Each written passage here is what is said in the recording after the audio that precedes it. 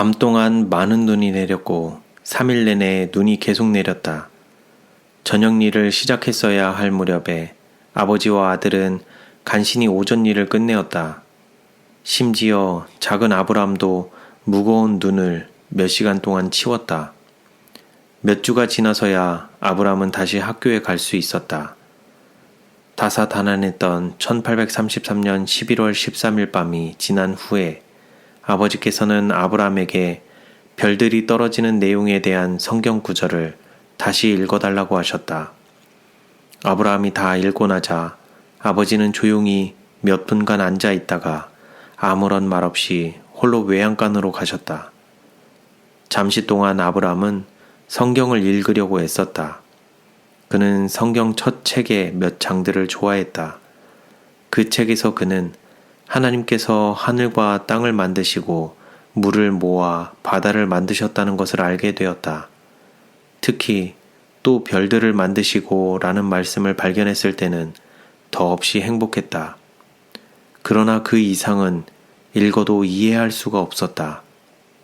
부모님도 그를 도와주지 못하자 점점 흥미를 잃게 되었다. 매번 읽으려고 노력할 때마다 발음할 수도 없는 긴 이름이나 단어들에서 막히곤 했다. 아무런 소용이 없다고 아브라함은 생각했다. 하나님의 말씀은 어린 소년에게는 너무 어렵기만 하였다. 어쨌거나 그분이 악한 사람들을 불태우신다고 하니 그분은 나를 좋아하진 않겠군. 이후 몇 년 동안 오직 어머니만이 청소 중에 먼지를 털기 위해 탁자 위에 놓인 성경을 만지셨다. 하지만 아브람은 읽기를 포기하지 않았다. 그는 가능하면 책을 빌려 읽으려고 노력했다. 형제들의 놀림 때문에 빌린 책을 다락에 가져가 자신의 이불 아래 숨겨두었다. 농장일로 집을 나서기 전에는 책을 웃옷에 끼워 넣어 가지고 갔다.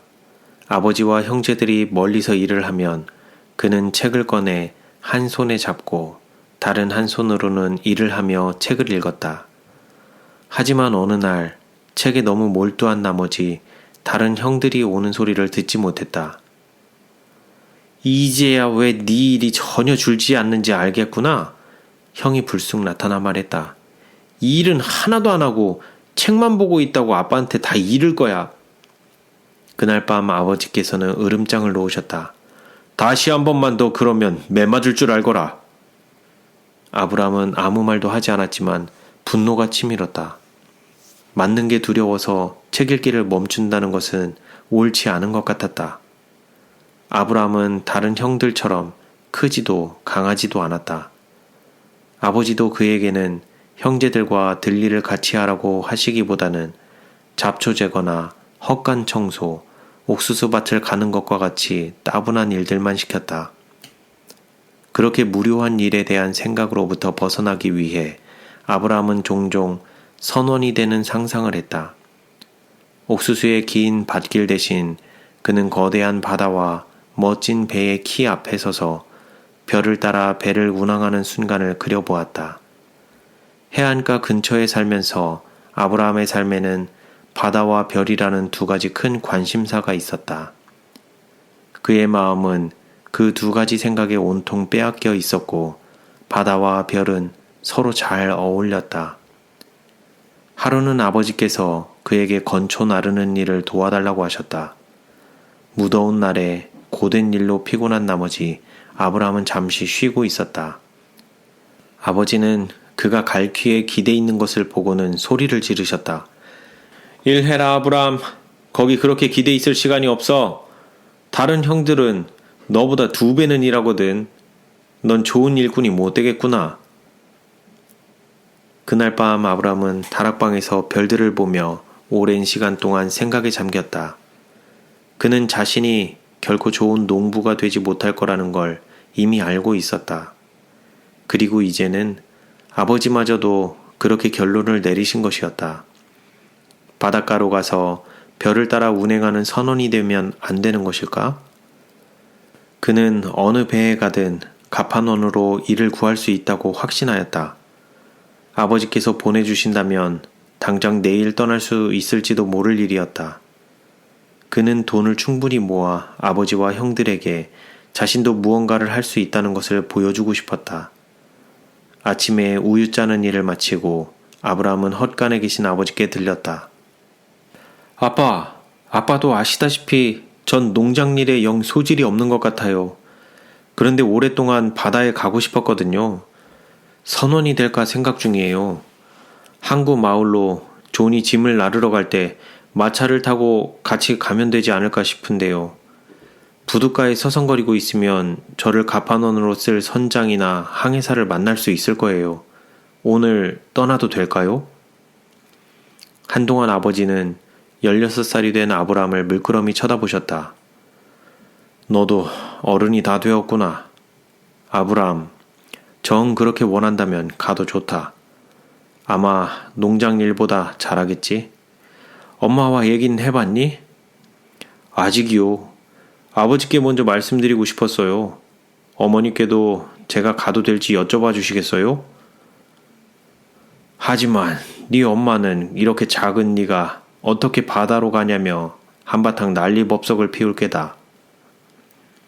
실제로 어머니는 한바탕 화를 내셨다. 하지만 결국에는 허락을 하시고 아버지와 함께 아브라함이 짐 싸는 것을 도와주셨다. 떠날 시간이 되자 아버지와 어머니는 문 앞에서 배웅하셨다. 선원이 항구로 들어올 때는 주머니에 어느 정도 돈이 있어야지 라고 말씀하시고 아버지께서 $5를 건네주셨다. 아브라함은 어머니의 눈에 눈물이 고인 것을 보았다.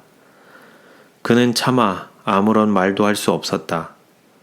이웃인 존의 마차를 타러 가는 길에 만감이 교차했다. 길끝에서 돌아서서 그는 어머니께 손을 들어 인사했다. 어머니도 손을 흔드셨다. 그가 사랑하는 어머니가 앞치마 자락으로 눈물을 닦는 모습을 보자니 마음이 아파왔다. 부둣가에 도착해 그는 배에 짐을 싣는 것을 지시하고 있는 한 사람에게 다가갔다. 실례합니다. 갑판원 일자리를 구하고 싶은데 어느 분과 얘기하면 될까요? 보아하니 선원이 되고 싶은가 보구나. 맞지? 내가 이 배의 1등 항해사란다. 짐을 다 싣는 대로 우리는 떠날 거야. 일하고 싶다면 배에 오르거라. 갑판장이 해야 할 일을 알려줄게. 아브라함은 곧 선원이 되기로 한 것이 잘한 선택이라고 확신하였다. 그는 키가 사람을 판단하는 척도가 되지 않음을 보여주기로 결심하였다. 바다의 거대함을 보고 있노라면 그는 자신의 키까지 커진 것만 같았다. 파도의 위력에 그는 자신이 더욱 강인한 사람이 된 것만 같았다. 그는 파도가 부드럽게 너울 치는 고요한 날뿐 아니라 배를 뒤엎을 것만 같은 폭풍이 치는 날도 바다를 좋아했다. 하지만 그가 가장 좋아한 것은 돛대 위에서 자신이 당직을 서는 밤이었다. 그는 자신이 마치 별들로 가득 찬 거대한 지붕 한가운데 있는 것만 같았다. 처음에는 다른 선원들도 그의 작은 체구를 보며 놀려댔다. 그는 사람의 크고 작음이 인간을 평가하는 척도가 아님을 더욱 보여주고 싶었다. 농장일 덕에 그의 작은 몸은 근육으로 다져졌다. 그는 이를 신속하게 잘 처리했다. 흰 참나무로 된 두꺼운 갑판에 물을 뿌려 청소할 때면 온 힘을 다해 청소를 했다. 칠을 문질러 털어내는 작은 작업을 맡았을 때도 깔끔하게 일을 해냈다. 그는 곧 갑판원에서 정식 선원으로 승진했다. 아브라함은 배 위의 삶이 적응하기 쉬웠다. 처음에는 선원들이 쓰는 거친 언어들이 거슬렸지만 금세 그들에게 동화된 자신을 발견했다. 물론 어머니께서 그런 자신을 보지 못하시는 것을 다행으로 여기기도 하였다. 그는 사람들과 어울려 카드놀이도 하고 얼마 지나지 않아서는 카드놀이의 명수라는 명성까지 얻게 되었다. 동료 선원들의 초대로 위스키도 맛보게 되었다. 도수가 높은 술들은 목이 타들어가는 것만 같아 좋아하진 않았지만 사람들에게 그런 사실을 이야기하지는 않았다. 첫 봉급을 받은 아브람은 도박 게임에 참여하게 되었다. 카드에 소질이 있던 터라 그는 자신이 이길 것을 알고 있었다. 게임이 끝나고 그의 주머니에는 돈이 한가득 넘치게 되었다. 그는 이미 부자가 된 것만 같았다. 그는 가족들 앞에서 돈을 자랑하고 싶었다. 며칠이 지나고 몇 선원들이 그에게 다시 도박 게임 내기를 걸어왔다. 주저했지만 그는 돈에 대한 유혹을 뿌리치지 못했다. 아브라함은 그들이 주사위에 꼼수를 부려놓은 사실을 알지 못했다. 결국 오래가지 않아 그는 갖고 있던 돈 전부를 잃게 되었다. 그날 밤 그는 돛대에서 보초를 서며 하나의 결심을 했다. 결코 도박으로 부자가 되지 않겠다는 결심이었다. 돈을 모으고 열심히 일하되 다시는 도박을 하지 않겠다고 다짐했다. 그날부터 아브라함은 선원으로 일하며 버는 모든 돈을 꼼꼼하게 기록하였다. 항구에서 친구들과 어울리기 위해 술을 간혹 마시기는 했으나 결코 음주를 좋아하지는 않았다. 그는 정말 필요한 것만을 사고 뉴저지에 있는 부모님에게만 가끔 선물을 보내곤 했다. 3년이 흘렀다. 하루는 갑판장이 그를 불렀다. 아브라함 라루, 자네는 스스로가 훌륭한 선원임을 입증해 보였네. 다른 선원들은 더 이상 자네를 일반 선원으로 대하지 않을 거야. 나는 자네가 2등 갑판원이 되어주었으면 하네. 이날부터 아브라함은 선원 외에 결코 다른 직업을 선택하지 않기로 결심하였다. 그는 머지않아 그 배의 항해사가 될 것을 알았다. 그렇게 되면 그는 선원에게 지급되는 임금뿐 아니라 배의 화물 판매 수익 중 일부도 갖게 될 것이었다. 그와 2등 항해사가 친한 친구가 되었다. 아브라함은 그와 별에 관한 관심을 나누었다. 둘은 별과 항해도를 보며 밤마다 공부를 했다. 라루, 자네는 이미 바다에서의 배의 위치를 찾을 수 있는 항해수를 충분히 배운 것 같아. 자네가 아는 셋 혹은 그 이상의 별들을 한번 골라보게. 그는 아브라함에게 토목 측량 도구인 6분위를 건넸다. 이제 수평선 위에 각 별들의 각도를 측정해봐. 자네가 그것들을 찾는 정확한 시각들을 내가 적지.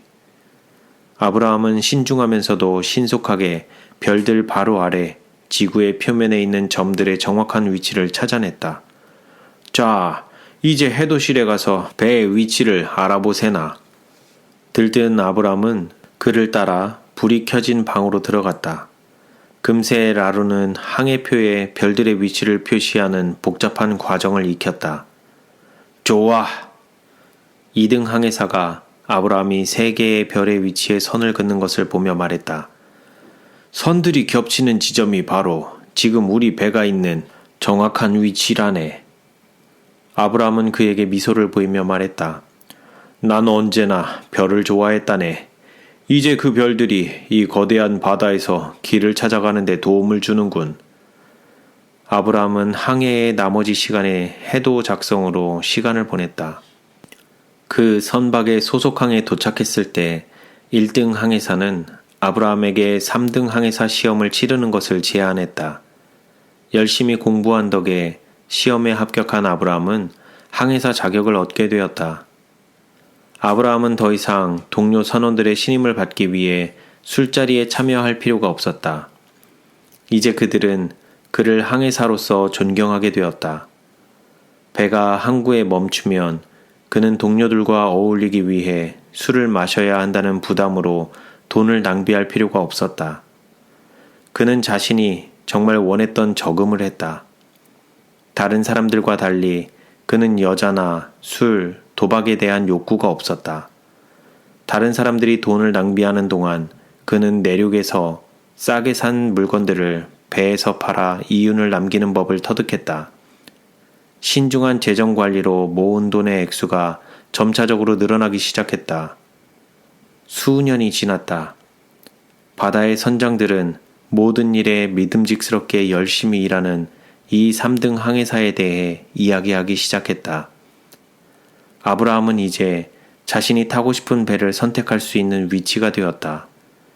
대개 그는 극동지역으로 떠나는 배를 선택했다. 그는 중국 상인들을 좋아했다. 그들은 물건값을 심하게 깎았는데 그의 재치와 빈틈없는 능력으로 그들도 수월하게 상대할 수 있었다. 그의 배가 항구에 정박할 때마다 그는 상점 주인들과 거래하는 것을 즐겼다. 그는 그들의 판매 수완을 연구했다.